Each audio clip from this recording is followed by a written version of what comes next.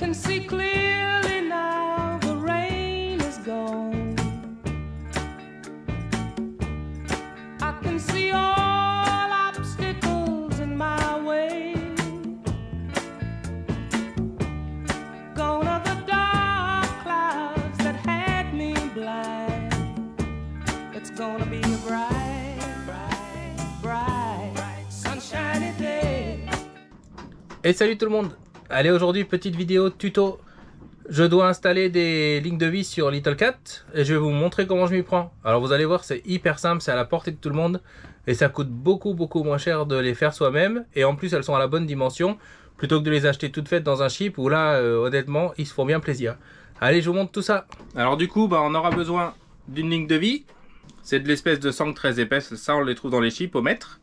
Et au bout de la ligne de vis là j'ai cousu hop, une petite boucle dans laquelle on va mettre une manille plate comme ça, et à l'autre extrémité on va couper exactement à la bonne dimension et on va faire la couture, je vais vous montrer, et on va faire la même couture de l'autre côté pour mettre une manille à la bonne dimension.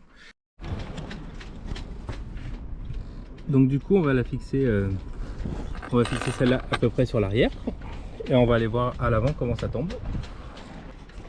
Voilà, donc du coup on la met comme ça.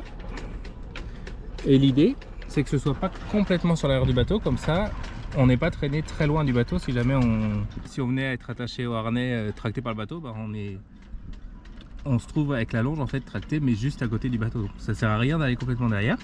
Si vous avez vu ma vidéo sur les manilles textiles, et là je pourrais en mettre une par exemple à la place de cette manille là. Mais il se trouve que pour la ligne de vis, je préfère mettre une manille comme ça en inox, parce qu'ici là, le bord là, tac, ça peut couper en fait, et si la manille est en tension, ça va couper, et du coup ça va lâcher à cet endroit là. Donc là, à cet endroit là, je préfère vraiment mettre une manille en inox, comme ça je suis sûr qu'il n'y a pas de...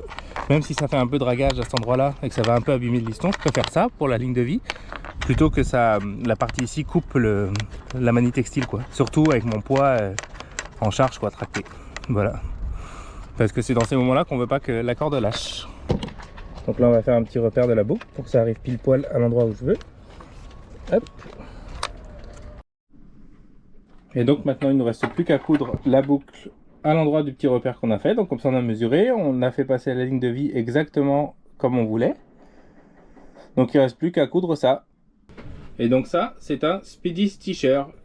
C'est en fait une sorte de machine à coudre manuelle. Ça doit vouloir dire en anglais un couseur rapide. Bon, en fait c'est plus pratique que rapide, vous allez voir ça. Comment ça fonctionne? Vous avez une aiguille, vous avez une sorte de mandrin, et en fait ce qu'on va faire, c'est qu'on va passer le fil, tac, ici là vous avez un petit trou, on passe le fil dedans, hop, on va passer le fil dans le chat de l'aiguille, hop. Il faut laisser du jeu en haut, hein. Il faut laisser largement dépasser en haut, vous allez comprendre pourquoi. Tac, on met l'aiguille dans l'emplacement et on vient mettre par dessus le mandrin serrant quoi, qui va serrer l'aiguille. Hop,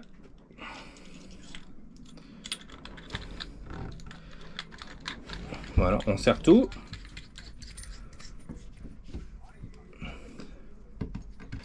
Donc voilà, donc vous avez vu, l'aiguille passe dans le chat.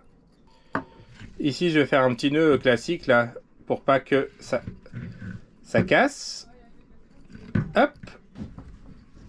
Et donc voici comment ça sort. Vous avez, on va dire ce qu'on va appeler le courant du fil qui sort par le chat de l'aiguille là-haut. Tac. Et ici, vous avez un petit peu de jeu qui va nous servir, en fait, qui va nous permettre de coudre par la suite, vous allez voir. Donc la première étape, c'est un peu la plus difficile, ça consiste à faire traverser le speedy stitcher sur la sangle. Donc là, regardez, j'ai bien mis au niveau des deux repères pour commencer à coudre. Hop. Donc on va faire la première étape, ça va consister à faire traverser tout le courant. Hop, vous voyez. Et ensuite, on va sortir. Donc on ressort notre speedy stitcher, hop. Et donc il faut bien laisser du jeu des deux côtés. Il va bien falloir laisser du jeu des deux côtés, hein. Ça c'est important. Hop. Et ensuite on va faire notre première passe. Et après vous allez voir que Donc on passe à côté, on retraverse. On retraverse et là regardez, vous avez, en tirant un peu, vous allez avoir une boucle qui va se former.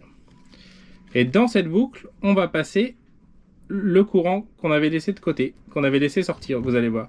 Et après on tient ici, hop. Et ça fait notre premier point de couture, comme ça. Et après ainsi de suite. Donc j'ai ressorti le speedy stitcher, hop. En fait le speedy stitcher, on le passe toujours du même côté. D'accord, on fait pas de... Comme les aiguilles de couture, on fait pas comme avec les aiguilles de couture classique où on passe d'un côté et de l'autre. Là en fait on passe toujours du même côté. Sur la vidéo là ce sera par en dessous.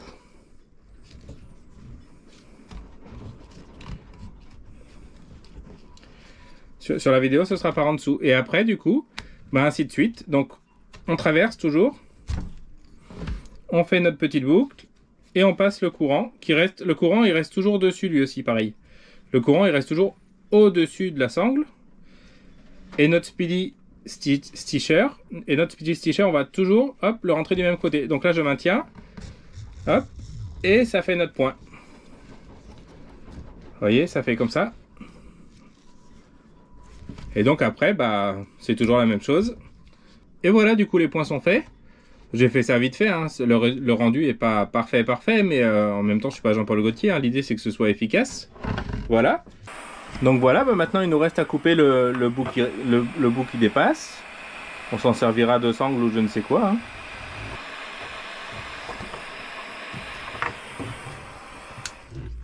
Et voilà.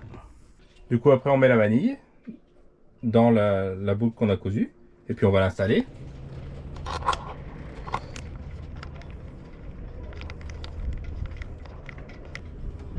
Vous voyez qu'on l'a mise, et bien sûr on l'installe en dessous de tout. Hein.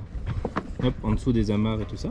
Et l'intérêt de ce système, comme je vous disais, c'est qu'on peut l'enlever aussi tous les ans. Que ça évite que ça se salisse ou que les UV le détériorent. Parce qu'en fait l'inconvénient de ces sangles là, c'est que les UV peuvent le détériorer.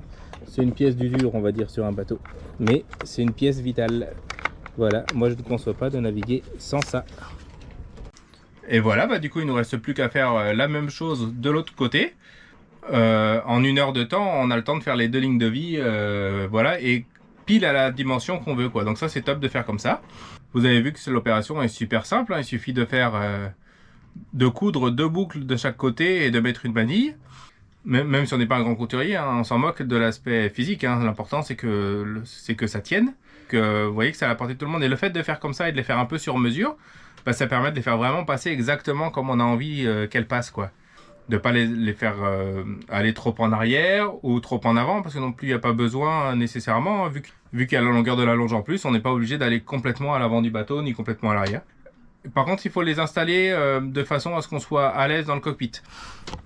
Voilà, après l'idéal c'est de prendre un point aussi d'ancrage dans le cockpit, de mettre un gros pontet dans le cockpit pour servir de point d'accroche. Et de n'utiliser la ligne de vie que quand on a besoin d'aller à l'avant pour prendre un riz par exemple, ou pour installer un tourmentin sur étai largable, ou pour affaler le spi éventuellement, enfin bref. Et de s'accrocher le plus court possible dans le cockpit la plupart du temps. L'idée c'est de pas tomber à l'eau déjà et de pas se faire traîner par le bateau derrière, parce que là par le coup c'est super difficile d'en monter.